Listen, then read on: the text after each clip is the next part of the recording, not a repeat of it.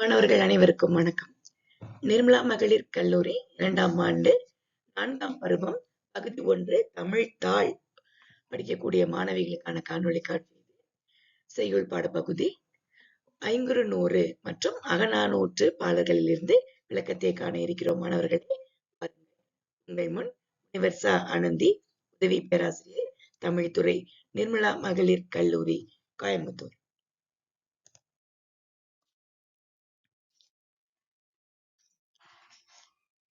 முதல்ல நூல் அறிமுகம். 500 பத்தி நம்ம என்ன தெரிஞ்சுக்கலாம். 500 சங்க இலக்கியங்கள்ல 8 தொகை நூல்கள் எதுவும் ஒன்று. அகநூல்கள் 5 நூல்கள் இருக்கு இல்லையா? திணை, குறுந்தொகை, 500, கலித்தொகை, அகநானூறு.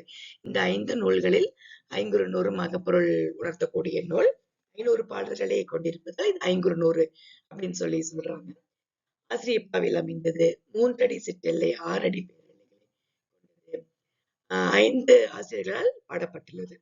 ஒவ்வொரு திணைக்கும் 100 பாடல்கள் வீதம். திணைகளுக்கு 500 பாடல்கள், 500 நூற்றுகள்.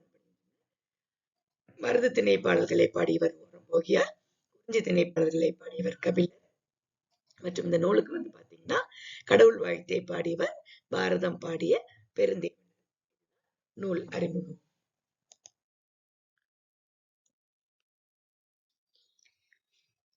இந்த 500ல உங்களுக்கு கொடுக்கப்பட்ட பாடல் பகுதி பாத்தீங்கன்னா சிறுவெண் காக்கை 10 அப்படின்னு சொல்லி 500 17வது பாடல்.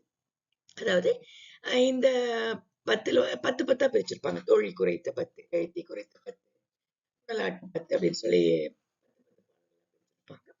ஒவ்வொரு திணையில் 100 பாடல்கள் 10 10 பிரிச்சிருப்பாங்க. இந்த சிறுவெண் காக்கை 10 அப்படின்னு சொல்லும்போது ஒவ்வொரு பாடல்களும் பாத்தீங்கன்னா சிறுவெண் காக்கை, அதாவது பெருங்கடற்கரை அது சிறுவெண் காக்கை அப்படின்னு சொல்லி எல்லா பாடல்களும் தொடங்குகின்றன. இந்த காக்கை வாழும் துறையை சார்ந்தவன் தான் நம்மளுடைய தலைவன். அந்த தலைவியும் தோழியும் அவனுடைய இயல்புகளை பழித்தும் போற்றியும் வரக்கூடிய செய்திகள் பாத்தீங்கன்னா இந்த சிறுவெண் காக்கை பத்தில இருக்கக்கூடியது. இதுல முதல் பாடல் என்னன்னு பாருங்க. பெருங்கடற்கரையது சிறுவெண் காக்கை, கருங்கோட்டு புன்னை தங்கும் துறைவர்க்கு எந்த நுதல் அழிய சாய் நயந்த நெஞ்சம் நோய் பாழ்தே. அதாவது என்ன அப்படின்னு சொன்னா, தலைவனும் தலைவியும், அதாவது தலைவி தோழியிட தனத்தால நொந்துக்கிறான். என்ன அப்படின்னு சொன்னா, தலைவனை பிரிந்து இருக்கும் பொழுது தலைவனுக்காக இயங்கிக் கொண்டு தன்னுடைய அழகானது வீணாகி கொண்டிருக்கிறது அப்படின்னு சொல்லி தோழிகிட்ட புலம்பிட்டே இருக்கிறான். தலைவனுக்காக இயங்கிக் கொண்டு தன்னுடைய நெற்றி அழகை இழந்து கசப்பு ஊறி கிடைக்கிறது. அதாவது தலைவி தன்னுடைய மனமானது அவனையே விரும்பிக் கொண்டிருக்கிறது, என்னால் தாங்க முடியவில்லை அப்படின்னு சொல்லி தோழிகிட்ட அமைய பற்றி பாடல் இது. 2வது பாடல் பெருங்கடற்கரை அது சிறுவெண் காக்கை, நீத்து நீர் இருங்கழீரை தேர்ந்து உண்டு பூக்கமள் பொதும்பர் சேர்க்கும் துறைவன் சொல்ல பிறவாயினவே. அதாவது என்ன அப்படின்னா, அந்த சிறுவெண் காக்கை பெரிய உப்பங்கழில இறையெல்லாம் சாப்பிட்டுட்டு போய் அந்த பூஞ்சோலையில போய் நிம்மதியாக இருக்கக்கூடிய அந்த நாட்டை சார்ந்தவன் அவனுடைய தலைவன். அவனும் பாத்தீங்கன்னா அந்த மாதிரி அவனும் காக்கை போலவே என்னை உண்டு மகிழ்ந்து விட்டு திரும்பவும் வராமல் அங்கேயே தங்கிட்டானா அப்படின்னு சொல்லிட்டு தலைவனை திட்டுவது போலவும் அவனை பற்றி புகழ்ந்து கூறுவதும் போலவும் போட்டி கூறுவது போலவும் 2 பாடல்களும் இருக்கின்றன. என்ன அப்படின்னு சொன்னா, தலைவனை பிரிந்த தலைவன் திரும்பி வரலை, தன்னை மறந்து அவன் எங்கேயோ இருக்கிறானே அப்படின்னு சொல்லி இடப்புல பாடல் தான் இந்த 2.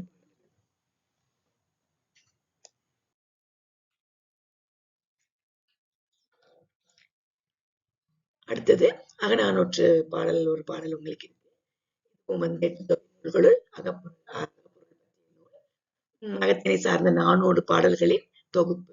இதற்கு மற்றொரு பெயர் நெடுந்தொகை அப்படின்னு சொல்லி சொல்றாங்க. பாத்தீங்கன்னா அகப்பாட்டு, நெடுந்தொகை அப்படின்னு நிறைய பேர் சொல்லி அதாவது பாத்தீங்கன்னா 5 அகநூல்கள், நற்றிணை, அகநானூறு, 500, கலித்தொகை எல்லாமே இருந்தாலும், குறுந்தொகை இது எல்லாமே இருந்தாலும் அகம் அப்படிங்கிற சிறப்பான பெயரால் சொல்வது அகநானூறு மட்டுமே. 13 அடி சிற்றெல்லை, 31 அடி பேரெல்லை, அதாவது நெடுந்தொகை நூல்களிலேயே அதிக அடி வரையறை கொண்டது இந்த அகநானூறு. இது வந்து பாத்தீங்கன்னா 3 பகுதியா இத பிரிச்சிருப்பாங்க. 1லேருந்து 120 பாடல்கள் வந்து கலிற்றியானை நிறை அப்படிங்கும். 121 முதல் 300 பாடல்கள் வரை மணிமிடி பவளம் அப்படிங்கிற பெயராலையும், 301லேருந்து 400 வரைக்கும் இருக்கக்கூடிய பாடல் பகுதிகளை நித்தில கோவை அப்படின்னு சொல்லி 3 பகுதியில பிரிச்சிருக்காங்க. மொத்தம் 400 பாடல்கள். அதே மாதிரிதான் தொகை நூல். பல்வேறு காலகட்டங்களில் பல்வேறு புலவர்களால் பாடப்பட்ட நூல். பாருங்க மாணவர்களே, என்ன பாடல் சொல்லியிருக்காங்க அப்படின்னு சொல்லி.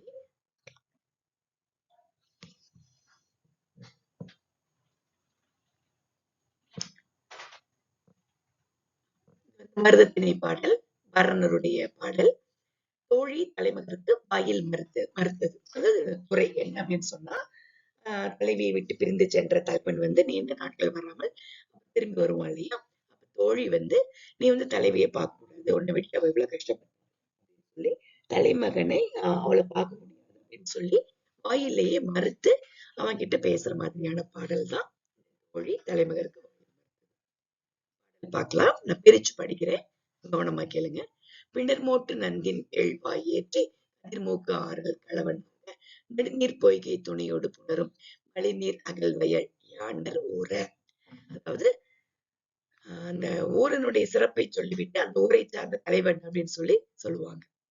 போது ஆர் கூந்தல் நீ வெய்யாளோடு தாது ஆர் கஞ்சி தன் பொழில் ஆடினி என்ப நெருணை அலரே காய்ச்சின மொயம்பின் பெரும் பெயர் கரிகால் அரவின் வெள்ளி வாயில் சீர்கழு மன்னன் மரளியை ஞாட்பின் இமிழ் இசை முரசம் பொருள் ஒழிய 11 வேளிரோடு வேந்தர் சாய மொய்வழி அறுத்த ஞான் தொய்யா அழுந்தோர் ஆர்ப்பினும் பெரிதே அப்படின்னு சொல்லி சொல்றாங்க.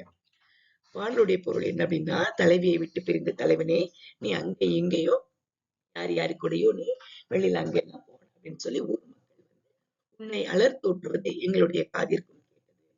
இந்த செயல் எப்படி இருக்கிறது தெரியுமா? இந்த அலர்த்தூட்டுதல் செயல் எவ்வளவு மோசமான செயல் அப்படிங்கிறது வரலாற்று செய்தியோடு சேர்ந்து ஒப்பிட்டு சொல்லியிருக்காங்க. அது என்ன அப்படின்னு பார்க்கலாம்.